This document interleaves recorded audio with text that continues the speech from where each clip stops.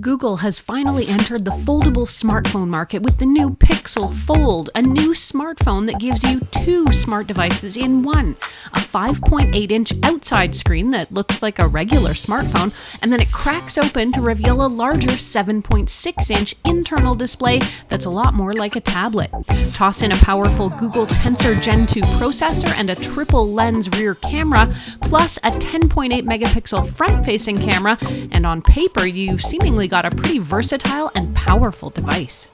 In this review, I'll delve into the design as well as the user experience, the camera, the software, pricing, and more about the Google Pixel Fold to give you an in-depth understanding of what this device brings to the table.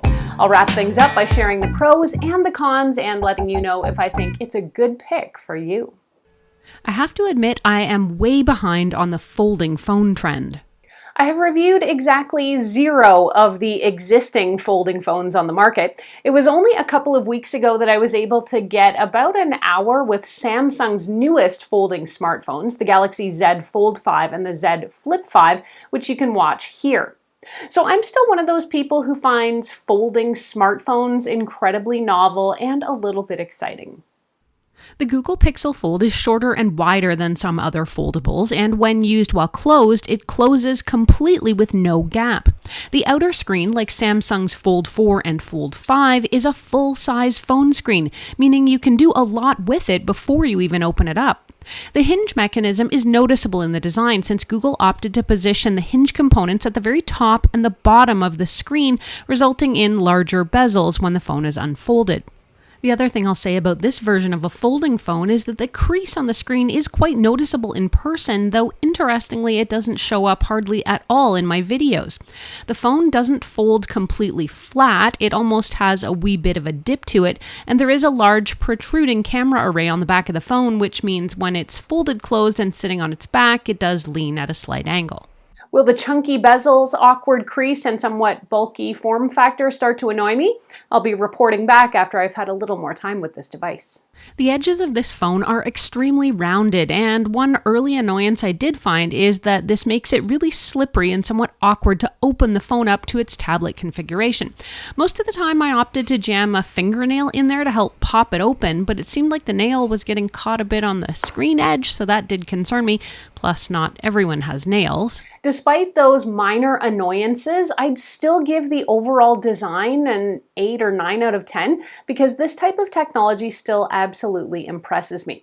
Now let's talk about the user experience here. Using this phone does take some getting used to for those of us who have been using smaller, more standard single screen devices, but I will say as someone whose eyesight is not the best, the ability to have a bigger screen instantly at hand when I need one is a game changer.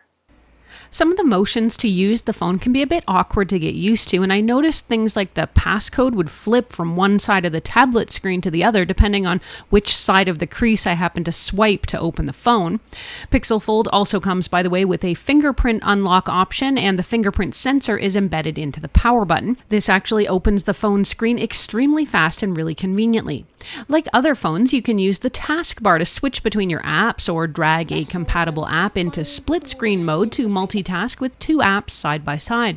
Plus, Google made the taskbar dynamic, meaning it'll disappear when you're done using it so it doesn't take up screen real estate. When it comes to the overall user experience, it's hard to find things to complain about. The things I would consider griping about are simply gripes because I'm not used to using them on such a large and versatile device. If some of the hand motions are awkward, it's because I've never made them before. When it comes to the hardware on the Pixel Fold, it's impressive, bordering on flagship level. The external 5.8-inch display offers an HD level 1080 resolution OLED screen with 120Hz refresh rate, which is good and fast. Plus, it has over 1500 nits of peak brightness, which is also great and should mean it's easy to read in bright sunlight. On the inside, there's that 7.6-inch OLED display, also with 120Hz refresh rate and just slightly over 1440 resolution, or Quad HD. The phone has 12 gigabytes of RAM and 512 gigabytes of storage and runs Android 14 out of the box. The battery in this smartphone is a 4821 milliamp hour battery, which is slightly smaller than the Pixel 7 Pro, and that could be a concern given there is a larger and brighter display on the Fold. True battery performance, though, can only really be accurately assessed when you've had some real-world time with it. I used the phone a little more intermittently during my testing since it was on loan to me.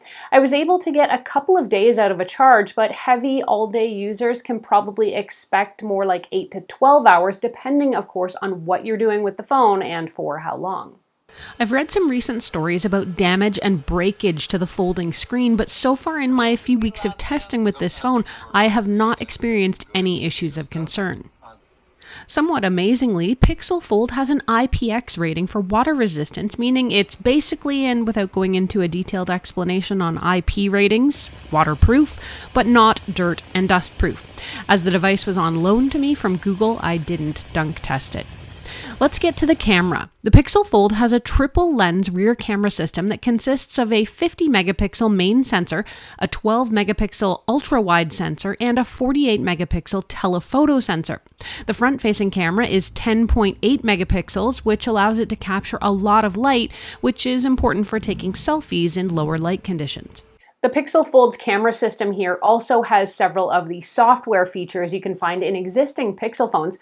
I'm thinking things like Night Sight, Portrait Mode, and Magic Eraser. Night Sight, of course, is a feature that allows you to take sharp, clear photos in low light conditions. Portrait Mode is a feature that allows you to blur the background of your photos to give them more of a professional look. And Magic Eraser is something that allows you to remove unwanted objects from your photos, kind of like Photoshop inside your phone. I can say shooting photos on the Fold open to its tablet configuration makes it super easy to frame shots perfectly. You definitely get an eyeful and you can really capture exactly the photos you want because you can see them a lot better. The photo quality is great and it's easily as good to my eye as any of the other Pixel phones. When it comes to video, I will say the aspect ratio looks pretty square when shooting videos, and I wasn't entirely sure what it was going to look like once I got them off the Fold and onto my computer for editing. I was surprised to see that square aspect ratio carries over to the final video. As a YouTuber, shooting and editing in 4:3 aspect ratio isn't going to work for me. I couldn't see in the camera that there's a way to adjust this. The only options I have are 4:3 or vertical video. But I quickly realized I could shoot in 16:9 or widescreen by folding the phone closed and using it that way. Software plays a crucial role in making a phone exceptional, especially in the case of foldable devices. Google's redesigned most of its core apps to take advantage of the bigger screen on the Fold, including apps like YouTube, the Play Store, Gmail, as well as fan-favorite Pixel features like Recorder for voice notes and transcriptions. Overall, this is a really fun phone that's going to solve a lot of smartphone pain points for a lot of users. That it doubles as both a regular-sized smartphone and a substantially bigger tablet in one device may justify its hefty price tag. The Google Pixel Fold here sells for about $17.99 US, and as I've noted before, it is not available in Canada. At this price point, it competes with other premium foldable smartphones on the market, but there's really no denying this is an investment. I think the screens are beautiful and bright and easy to read, and the phone actually feels surprisingly durable and solidly built. It takes great photos, and it's an extremely versatile device, and I'm glad to see there are many apps that have been optimized for use on this larger screen. When it comes to the downsides, you've already heard the big one, and that's the price tag. But for shoppers who might be inclined to pick up both a new smartphone and a new tablet, bundling them together into one device may actually be the economical choice. There's a few other minor annoyances in this phone, like the fact it won't sit completely flat while it's fully open, and it does have that visible crease, but these do actually become less noticeable the more you use the device. In short, I really enjoyed my time with the Google Pixel Fold, and I think even with a few things that could be improved, it is a pretty solid first crack device, and I can definitely recommend it if you're in the market for a hybrid smartphone and tablet. Not sure about the Pixel Fold? Check out my first impressions of the Samsung Fold 5, or see what the newest Google Pixel 7 is like in my review right now.